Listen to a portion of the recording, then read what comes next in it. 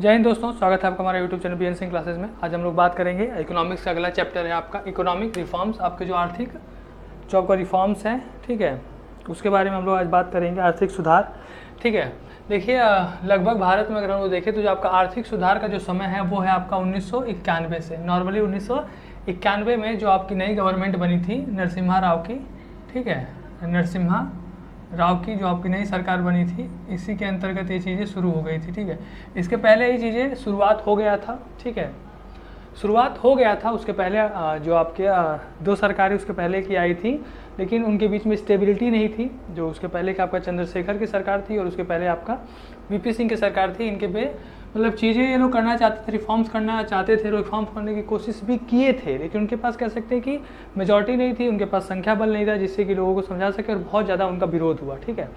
एक तरह से हम जब किसी भी नए चीज़ में अगर हम परिवर्तन होता है तो कहीं भी अगर किसी भी क्षेत्र में अगर कहीं भी आपको देखेंगे तो परिवर्तन होता है तो उसका बहुत बड़ी मात्रा में विरोध होता है, ठीक है।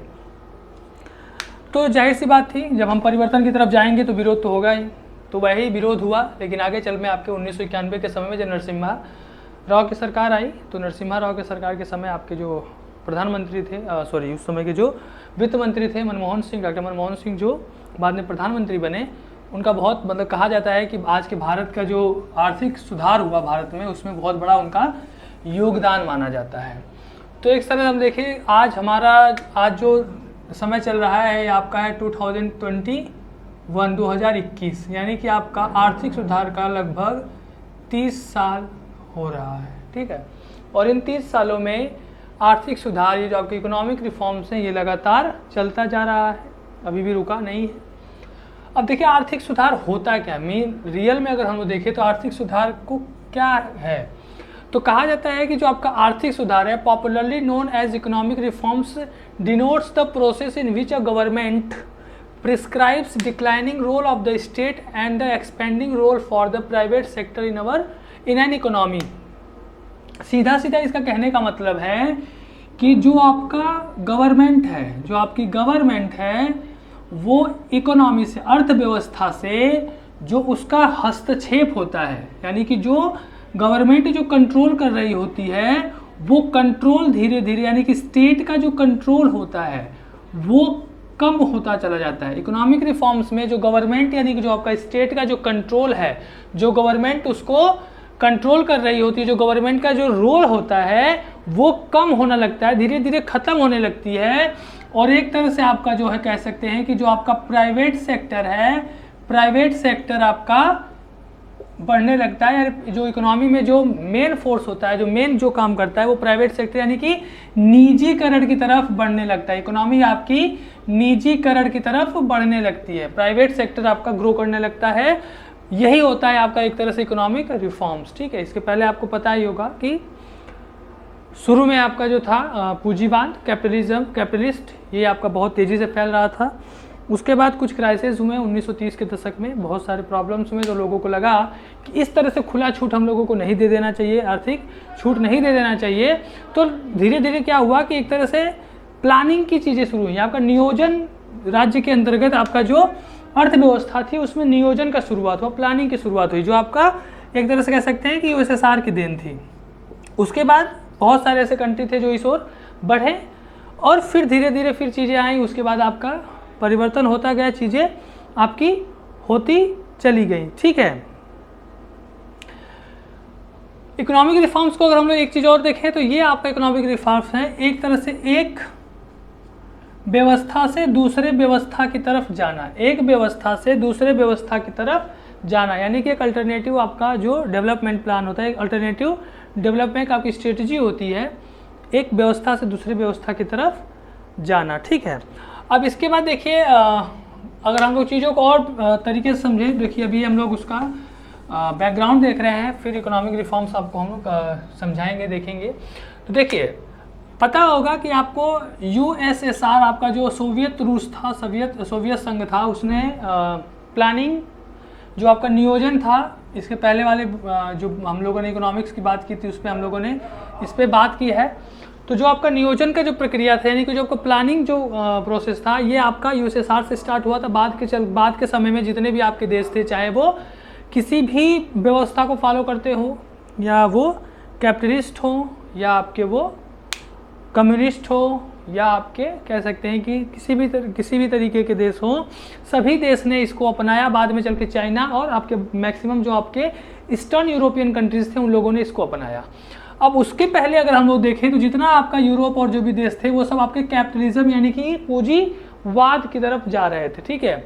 बाद में उन लोग को धक्का लगा, प्रॉब्लम्स हुई, ठीक है, क्राइसिस आया इकोनॉमी में, और क्राइसिस के बाद उन लोगों को ये समझ में आया कि इकोनॉमी को पूरी तरह से देखिए, जो उस समय अगर हम लोग कह सकते हैं कि जो आपका कैपिटलिज्म होता है, कैपिटलिज्म यानी कि जो पूंजीवाद होती है, उसमें जो एक थियरी फॉलो की जाती है वो है आपका लेसेज फेयर।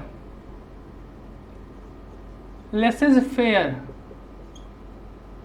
ठीक है। लेसेज फेयर का मतलब होता है अहस्तक्षेप की नीति, यानी कि इकोनॉमी में आपकी जो गवर्नमेंट होगी, जो आपकी अर्थव्यवस्था में गवर्नमेंट की, सरकार की या स्टेट की कोई भूमिका नहीं होगी, उसको मतलब कह सकते हैं कि उसमें कोई हस्तक्षेप नहीं होगा। लेकिन बाद में जब प्रॉब्लम्स होने लगी 1930s के दशक के आसपास हम लोग देखें तो जब क्राइसिस हुआ आपका जो कह सकते हैं ग्रेट डिप्रेशन यूएस में, महामंदी, तो जो ये आपका जो लेसेज फेयर की जो थियरी थी ये थोड़ा आपका कह सकते हैं सरकारी से पीछे हटने लगी, और उनको लगा कि अब किस मतलब जो हमारा अर्थव्यवस्था है, जो हमारी इकोनॉमी है, उसमें सरकार का पूरी तरह से मतलब कह सकते हैं कि सरकार उसको कंट्रोल करना चाहिए, सरकार पूरी तरह से उसे खुला छोड़ नहीं देना चाहिए। तो यहाँ से आपका एक नया कह सकते हैं कि चीज़ स्टार्ट हुई, वो था आपका नियोजन की प्रक्रिया यानी कि प्लानिंग की प्रक्रिया। ये आपका मॉडल था, ठीक है। तो जो प्लानिंग का जो प्रक्रिया था ये आपका सोवियत रूस से स्टार्ट हुआ, जो आपका सोवियत संघ था उससे स्टार्ट किया। और इसमें क्या था कि जो आपका इकोनॉमी होगी, इकोनॉमी को नियोजित करेगी, जो आपकी गवर्नमेंट होगी वो किसी उसे प्लानिंग के अंतर्गत या नियोजन के अंतर्गत उसे आगे बढ़ाएगी। इसमें मेनली कह सकते हैं कि एक आपका जो है वो समाजवाद यानी कि आपका सोशलिज्म का महत्व ज़्यादा होता है, ठीक है। अब सोशलिज्म क्या होता है इसको कई बार हमने बता दिया है। सोशलिज्म का मतलब सीधा सीधा ये होता है कि जो भी आपके रिसोर्सेज होते हैं वो सभी रिसोर्सेज जो होते हैं उस पर जो कंट्रोल होता है वो स्टेट का होता है, नहीं गवर्नमेंट का होता है। लेबर को छोड़ के जो आपका श्रम है, जो ह्यूमन रिसोर्सेज, उसको छोड़ के सभी रिसोर्सेज पे गवर्नमेंट का कंट्रोल होता है। तो यहाँ से अब तक कह सकते हैं कि ये प्लानिंग मॉडल अपनाया गया। बाद के समय में जो आपका प्लानिंग मॉडल, बहुत सारे ऐसे देश थे जिन्होंने ये मॉडल अपनाया, ठीक है। और इंडिया भी आपका ये मॉडल अपनाया। आपका 1951-52 के अंतर्गत जो योजनाएं आई, प्लानिंग कमीशन का गठन हुआ, और फिर पंचवर्षीय योजनाएं, 20 सूत्री प्लान, और आपका बहुत सारी योजनाएं इसके अंतर्गत आई। लेकिन बाद में क्या हुआ कि ये प्लानिंग जो कंट्रीज थी यानी कि जो नियोजन के अंतर्गत जो देश चल रहे थे, और सबसे बड़ा जो प्रॉब्लम क्या था, यूएसएसआर, यूनाइटेड जो आपका सोवियत संघ था, ये भी इकोनॉमी पहले तो बहुत तेज़ी से बूस्ट की, लेकिन बाद में आप देखेंगे 60-70 के बाद देखेंगे तो यूएसएसआर का टूटने का एक और कारण यही था, ठीक है। यूएसएसआर के टूटने के कारण बहुत सारे थे, लेकिन टूटने का कारण भी एक यही था क्योंकि उनकी इकोनॉमी जो थी वो बहुत स्लो हो गई थी, उसका जो ग्रोथ था वो धीमा पड़ गया था। तो इसका असर बहुत सारे ऐसे देश थे उनकी भी इकोनॉमी पे इसका असर पड़ा। सबसे बड़ी प्रॉब्लम क्या थी, सोशलिज्म के टूटने का एक और यही कारण था कि इनकी इकोनॉमी अब धीरे धीरे स्लो डाउन होने लगी, धीरे धीरे कम होने लगी, ठीक है। और अब सबसे बड़ी बात क्या थी, यूएसएसआर में सबसे बड़ा प्रॉब्लम क्या था कि वहाँ पे आपका जो स्टेट का कंट्रोल बहुत ज़्यादा था, स्टेट का कंट्रोल बहुत ज़्यादा था, ठीक है। तो इस तरह से इकोनॉमी जो थी वो क्राइसिस होने लगी, प्रॉब्लम्स होने लगी। तो बाद के समय में हम लोग देखें तो जो आपकी इकोनॉमी थी ये आपका मतलब स्लो डाउन होने लगा, उसकी जो गति थी, जो उसकी स्पीड थी वो धीमे होने लगी, ठीक है। उसके बाद देखिए 1980 के दशक में, 1980s के समय में आपका दशक में आपका एक आया वाशिंगटन कंसेंसस, ठीक है, वाशिंगटन सहमति, ठीक है। पहला चैप्टर जब हम बता रहे थे उसके अंतर्गत वाशिंगटन कंसेंसस, जो आपके वाशिंगटन जो सहमति थी उस पर हमने एक वीडियो बनाया है, वो आप देख सकते हैं, जो हमारा इकोनॉमी का जो प्लेलिस्ट है, ठीक है। तो देखिए जो आपका वाशिंगटन कंसेंसस है, इसमें मेनली ये कहा गया था कि जो गवर्नमेंट है, जो आपकी सरकार है, जो आपका स्टेट है, वो मार्केट को फ्री कर दे, मार्केट को फ्री कर दे, यानी कि मार्केट को खुला छोड़ दे और आपका जो लेसेस फेयर वाला जो आपका जो पॉलिसी है उसको अपनाए। ठीक है, इसके अंतर्गत क्या हुआ कि जो आपका प्राइवेटाइजेशन है, ग्लोबलाइजेशन है और आपका जो लिबरलाइजेशन है, इसका डिमांड मतलब ये आपका बढ़ने को, मतलब ये सब चीज़ों के बारे में बात करता था। आपका जो वाशिंगटन कंसेंसस था मेनली ये कहता था कि जो भी आपके विकासशील कंट्रीज़ हैं, जो डेवलपिंग कंट्रीज़ हैं, वो अपने इकोनॉमी को कैसे बूस्ट कर सकते हैं, कैसे आगे बढ़ा सकते हैं, इन सब के बारे में आपका वाशिंगटन कंसेंसस में बात किया गया था। और ये जो आपका वाशिंगटन डीसी आपका जो यूएस की जो कैपिटल है, वहाँ पे ये समझौता या आपका जो सहमति बनी थी, इसीलिए इसे वाशिंगटन कंसेंसस कहा जाता था। ठीक है, तो वाशिंगटन कंसेंसस में एक नई विकास की रणनीति, एक नई विकास की पॉलिसी अस्तित्व में आई। ठीक है, जिसमें आपका मेन इसमें कह सकते हैं कि जो आपका प्राइवेट सेक्टर था, प्राइवेट सेक्टर को ज़्यादा से ज़्यादा बढ़ाने की बात की गई। कहा गया कि जितना से ज़्यादा हो सके अपनी इकोनॉमी को जो गवर्नमेंट है वो अपनी जो कंट्रोल है उसको कम करे।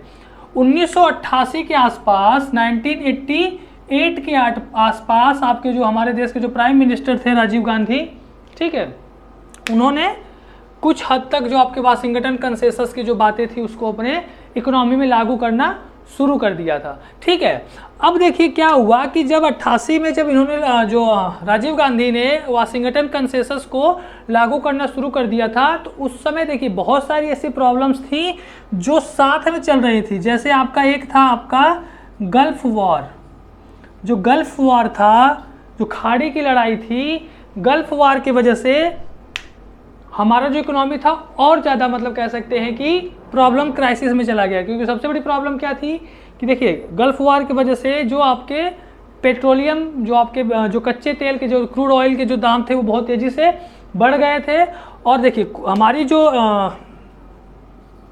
किसी भी चीज़ को खरीदने के लिए आपको पता होगा कि हमें मतलब अगर बाहर से कोई भी चीज़ को अगर हम लोग आयात करते हैं तो उसके लिए हमें फॉरेन एक्सचेंज की ज़रूरत पड़ती है। ठीक है, फॉरेन एक्सचेंज जिसे हम लोग शॉर्टकट में फॉरेक्स बोलते हैं।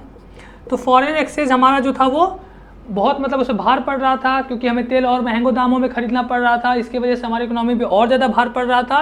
और दूसरा ये था कि गल्फ वार की वजह से जो हमारे जो इंडियंस थे जो वहाँ पे कमा रहे थे और वो पैसे अपना भेजते थे, जिसमें रेमिटेंस बोलते हैं, वो भी कम हो गया था। क्योंकि खाड़ी की लड़ाई की वजह से, गल्फ वार की वजह से बहुत सारे वहाँ पे काम करने वाले जो इंडियंस थे वो छोड़ के इंडिया आ चुके थे। तो इन सब का भी इफेक्ट हमारे इकोनॉमी पर पड़ा। ठीक है, तो उस समय बहुत ज़्यादा प्रॉब्लम्स हमारा इकोनॉमी फेस कर रहा था, तो हमको IMF से फंड लेना पड़ा। ठीक है, जो हमारा जो इंटरनेशनल मॉनेटरी फंड है, इंटरनेशनल मॉनेटरी फंड से लेने से वजह से जो हम लोन ले रहे थे आपका इंटरनेशनल मॉनेटरी फंड, तो इंटरनेशनल मॉनेटरी फंड आपको पता ही होगा कि इस पर आपका जो वाशिंगटन जो अमेरिका है इसका दबाव बहुत ज़्यादा होता है। तो इंटरनेशनल मॉनेटरी फंड से जब हम लोगों ने लोन की डिमांड की, तो देखिए जब भी इंटरनेशनल मॉनेटरी फंड से अगर कोई लोन लेता है तो इतना समझ लीजिए कि इंटरनेशनल मॉनेटरी फंड से वही फंड लोग पैसे लेते हैं जिनकी इकोनॉमी क्राइसिस में होती है। ठीक है, अगर हम दो ऐसे ऑर्गेनाइजेशन है जिससे अगर हम लोग कोई लोन लेता है तो आप समझ लीजिए कि उसकी इकोनॉमी इस समय किस लेवल पर है। एक है आपका वर्ल्ड बैंक, एक है आपका IMF मैक्सिमम उन लोगों को लोन देता है जिनकी इकोनॉमी क्राइसिस में होती है, उनको अपने इकोनॉमी को रिफॉर्म करना होता है या बूस्ट करना होता है, वो लोग इंटरनेशनल मॉनेटरी फंड से लोन लेते हैं। और वर्ल्ड बैंक मैक्सिमम जो देता है ये डेवलपमेंट के लिए देता है, डेवलपमेंट के लिए देता है। ठीक है, तो इंफ्रास्ट्रक्चर और इन सब चीज़ों के बारे में जो डेवलपमेंट होता है, जो विकास के लिए आपका मैक्सिमम पैसा वर्ल्ड बैंक देता है। तो अभी रिसेंटली इंडिया वर्ल्ड बैंक से लोन लेता है। ठीक है, तो इससे आप समझ लीजिए कि जो हमारी इकोनॉमी है वो बूस्ट में है, मतलब इकोनॉमी मतलब कह सकते हैं ग्रोथ कर रही है। जबकि अभी रिसेंटली आपने सुना होगा कि पाकिस्तान ने IMF से रिक्वेस्ट किया है कि उसे कुछ फंड दिया जाए। तो ये मतलब बताता है कि ये क्या है। तो अब ये जो हो गया नॉर्मल ऐसी बातें हो गई। अब देखिए नॉर्मल क्या है कि जो उस समय जब हमने IMF से डिमांड की, पैसे की डिमांड की, तो हमारे ऊपर एक कंडीशन डाला गया कि अगर हम अपने देश में वाशिंगटन कंसेंसस को लागू करते हैं तो इंटरनेशनल मॉनेटरी फंड से हमें लोन दिया जाएगा। अब हमारे पास कोई ऑप्शन नहीं था और इस तरह से हमने वाशिंगटन कंसेंसस को अपने कंट्री में अलाउ किया। और वाशिंगटन कंसेंसस को अलाउ करते अब सीधा इसका मतलब क्या था, प्राइवेट सेक्टर को बढ़ाना, जो गवर्नमेंट है, जो स्टेट है, उसका कंट्रोल धीरे धीरे इकोनॉमी से हटना, ठीक है, जो भी मतलब कंट्रोल है वो धीरे धीरे कम होने लगा।